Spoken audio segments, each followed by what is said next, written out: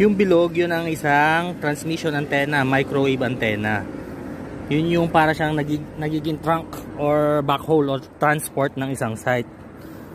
Ito namang antenna, ito yung mga panel. Ito yung nagbibigay ng signal sa phone nyo.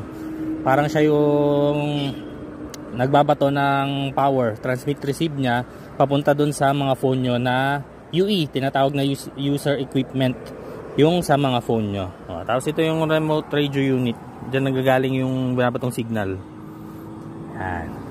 Yung pa ba na makikita nyo dito sa mga taas. Yun, madaming klase ng antenna. Kasi isang antenna nakadedicate sa ano tawag dito, ilang frequency. Minsan may mga 4 ports, may mga 4 na frequency to 700 to 800.